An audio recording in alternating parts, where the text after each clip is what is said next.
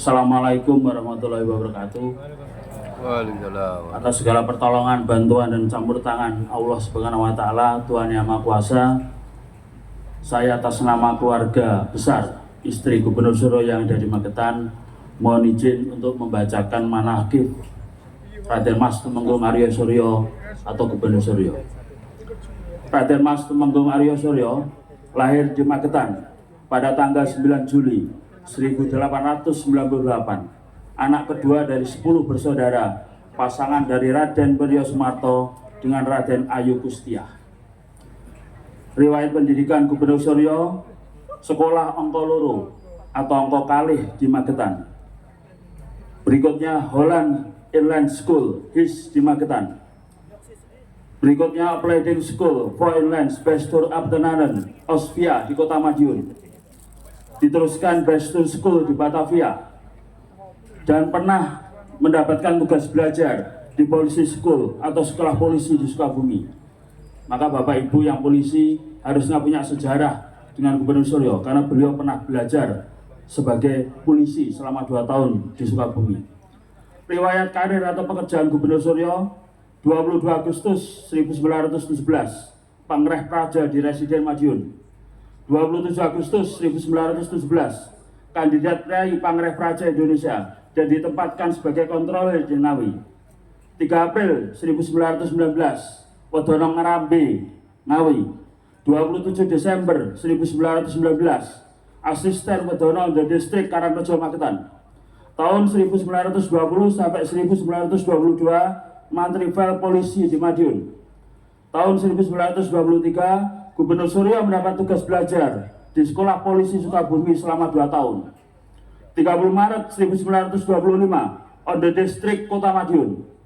Tahun 1926, Gubernur Suryo diangkat menduduki jabatan Asisten Wedono di Kota Madiun dan Asisten Wedono di Jetis Ponorogo, dan selanjutnya menjadi Wedono di Pacitan.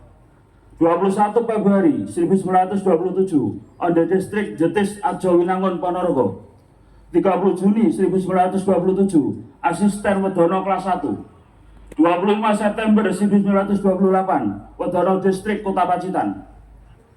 1 Desember 1930, Wedono Distrik Mojo Asri Mojokerti Mojokerto. 11 September 1935, Wedono Distrik Porong Sidoarjo. 9 Agustus 1938, Bupati Magetan. 10 November 1943, Susokan atau Residen di Bojonegoro.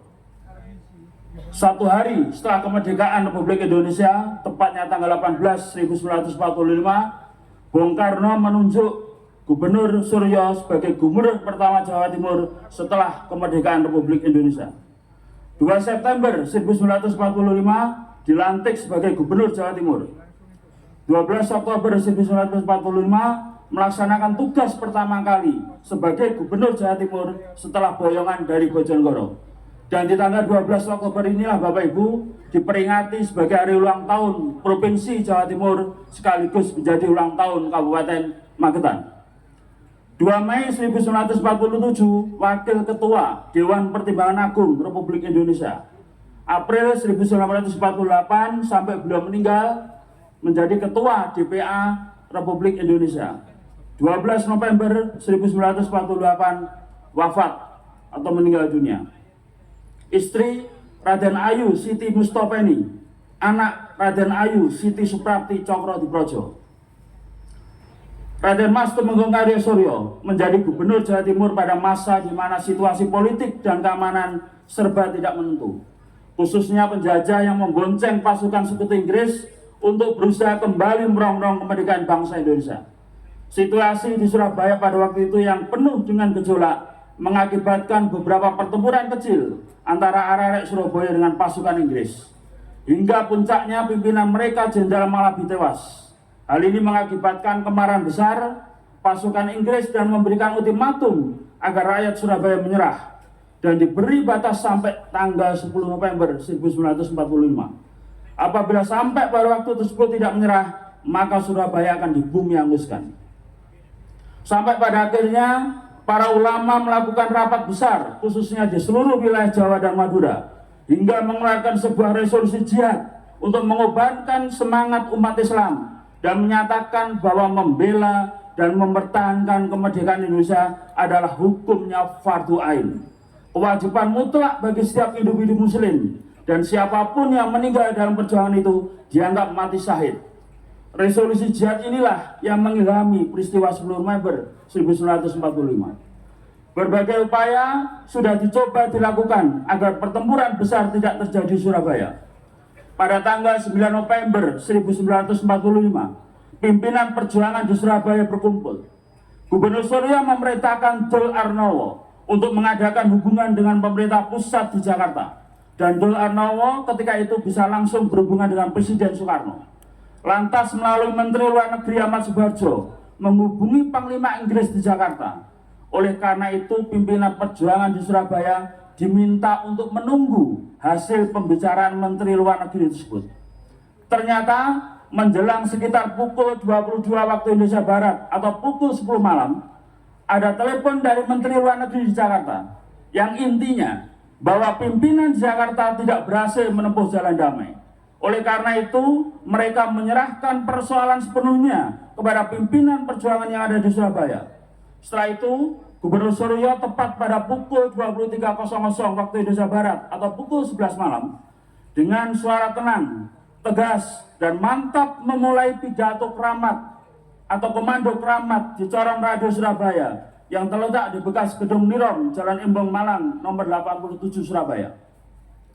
Saudara-saudara sekalian, pucuk pimpinan kita di Jakarta telah mengusahakan agar membereskan peristiwa di Surabaya pada hari ini. Tetapi sayang sekali sia-sia belaka, sehingga kesemuanya diserahkan kepada kebijaksanaan kita di Surabaya sendiri. Semua usaha kita untuk berunding senantiasa gagal. Untuk mempertahankan kedaulatan negara kita, maka kita harus menegakkan dan meneguhkan tekad kita yang satu, yaitu berani menghadapi segala kemungkinan. Berulang-ulang telah kita kemukakan bahwa sikap kita ialah lebih baik hancur daripada dijajah kembali. Juga sekarang dalam menghadapi ultimatum pihak Inggris, kita akan memegang teguh sikap itu. Kita tetap menolak ultimatum itu. Dalam menghadapi kemungkinan besok pagi, mari kita semua memelihara persatuan yang bulat antara pemerintah, rakyat, TKR, polisi, dan semua badan-badan perjuangan pemuda dan rakyat kita. Mari kita sekarang memohon pada Tuhan Yang Maha Kuasa, semoga kita sekalian mendapat kekuatan lahir dan batin, serta rahmat dan taufik dalam perjuangan. Selamat berjuang. Proklamasi Kemerdekaan Republik Indonesia memang dibacakan di Jalan Pegasan Timur, nomor 56 Jakarta oleh Soekarno-Hatta. Namun penentu kemerdekaan negeri ini sebenarnya ada di Jawa Timur, ada di Surabaya.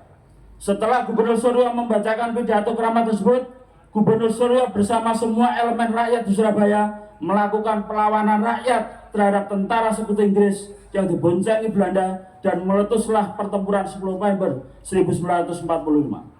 Bapak Ibu, kita bisa bayangkan jika Gubernur Suryo menyerah dan tidak ada perlawanan rakyat, bisa jadi proklamasi kemerdekaan Indonesia tidak ada artinya. Sebab negeri ini bisa dalam kekuasaan tentara sekutu atau Belanda kembali. Di bulan November 1948, setelah Gubernur Suryo menyelesaikan kegiatan peringatan Hari Pahlawan di Yogyakarta, tanggal 10 November 1948, lantas berpamitan pulang menuju ke Madiun. Dan ketika sampai Surakarta, sudah menjelang malam hari, lantas diminta Residen Surakarta pada waktu itu, Pak Sudiro, untuk bermalam di Surakarta. Dan Gubernur Suryo mengamini permintaan Residen Sudiro. Dan keesokan paginya dilanjutkan perjalanan pulang dari Surakarta menuju ke Madiun pada tanggal 11 November 1948. Sesampainya di daerah Mantingan Ngawi, sekitar Bado Duhur menjelang asar, bertemu dan dicegatlah Gubernur Suryo dengan pasukan pro-komunis pimpinan Maladi Yusuf.